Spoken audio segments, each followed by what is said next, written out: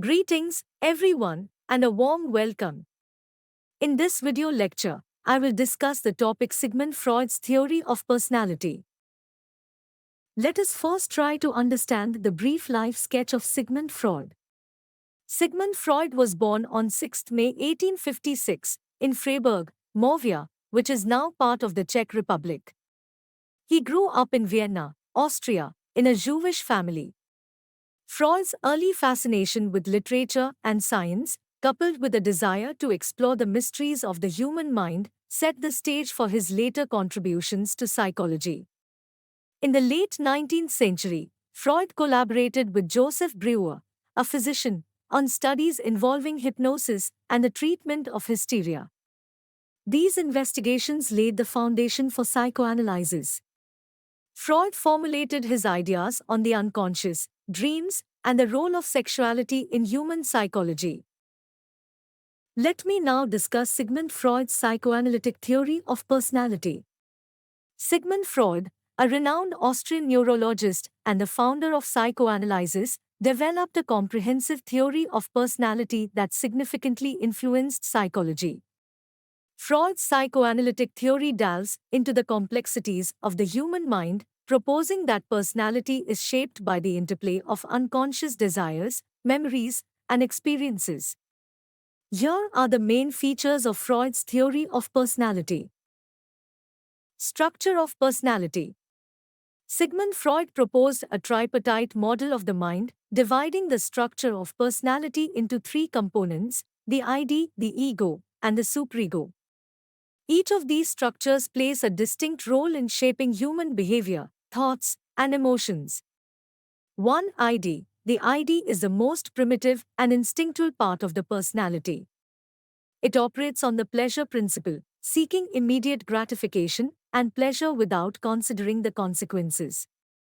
Characteristics: unconscious and operates below the level of awareness. Source of basic biological drives and urges, including hunger, thirst, and sexual desire. Demands immediate satisfaction of its desires. Function in personality. The ID provides the energy and motivation for human behavior, driving individuals to seek pleasure and avoid pain. 2. Ego. The ego develops from the ID and operates on the reality principle. It seeks to satisfy the ID's desires in a realistic and socially acceptable way, taking into account the constraints of the external world.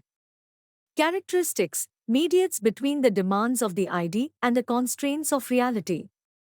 Functions primarily at the conscious and preconscious levels. Uses defense mechanisms to cope with conflicts between the ID, superego, and reality. Function in personality. The ego helps individuals navigate the external world by making realistic decisions and choices, balancing the conflicting demands of the ID and superego. 3. Superego. The superego represents the internalized moral and societal standards, incorporating the values and norms of parents and society. It acts as a moral guide, striving for perfection and judging the actions of the ego. Characteristics: divided into two parts. The conscience punishes inappropriate behavior, and the ego ideal rewards virtuous behavior. Develops through the internalization of parental and societal values. Reflects the individual's internal moral compass. Function in personality. The superego serves as a moral regulator, influencing behavior by instilling guilt for perceived wrongs and providing a sense of pride for virtuous actions. Interaction of structures. Freud proposed that the ID, ego, and superego are in constant interaction, creating dynamic tensions and conflicts within the individual's psyche. The successful resolution of these conflicts leads to a well-adjusted personality. Psychosexual stages of development. Sigmund Freud's psychosexual stages of development form a crucial aspect of his theory of personality. These stages are characterized by the focus on different erogenous zones and the resolution of associated developmental conflicts. Here are the 5 psychosexual stages. 1. Oral stage, 0 to 1 years erogenous zone, mouth and lips. Developmental focus, the infant's primary source of pleasure and frustration is through oral activities, such as sucking and biting. Conflict. The key conflict revolves around weaning, as a child must transition from breast or bottle feeding to other forms of gratification. Possible outcomes. Successful resolution results in the development of trust and the ability to form relationships. Oral fixation may lead to habits like smoking or overeating. 2. Anal stage, 1 to 3 years erogenous zone, anus. Developmental focus. Pleasure is derived from bowel and bladder elimination and the control of these functions. Conflict. The main conflict is toilet training, where the child learns to control and regulate bodily functions. Possible outcomes. Successful resolution results in the development of a sense of autonomy and self-control.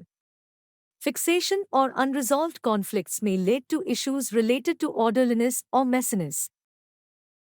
3. Phallic stage, 3 to 6 years erogenous zone, genitals. Developmental focus. Children become curious about their own bodies and those of the opposite sex, leading to the Oedipus complex, boys, and the Electra complex, girls. Conflict. The child experiences unconscious desires for the opposite sex parent and rivalry with the same-sex parent. Possible outcomes. Successful resolution involves the identification with the same-sex parent, leading to the development of gender identity and the superego. Failure to resolve conflicts may result in anxiety or fixation. 4. Latency stage, 6 to 12 years erogenous zone, dormant, sexual feelings are suppressed. Developmental focus. Sexual energy is channeled into academic, social, and extracurricular activities. Conflict. There is no specific conflict during this stage. Possible outcomes. The development of social and intellectual skills, as well as the formation of friendships. No fixation occurs during this stage. 5. Genital stage, 12 years and beyond erogenous zone, genitals. Developmental focus. Sexual pleasure is derived from sexual relationships, and individuals seek mature, adult romantic relationships. Conflict. Establishing a balance between intimate relationships and a sense of identity. Possible outcomes. Successful resolution results in the ability to form healthy, mature relationships. Unresolved conflicts may lead to difficulties in forming intimate relationships.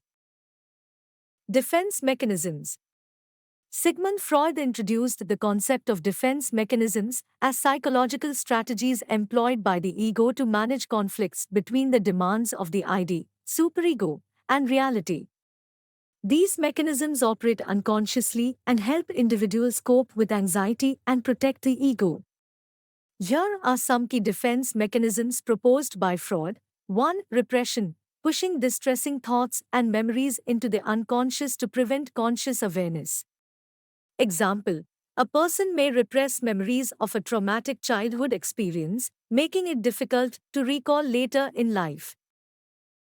2. Projection, attributing one's own unacceptable thoughts, feelings, or motives to others.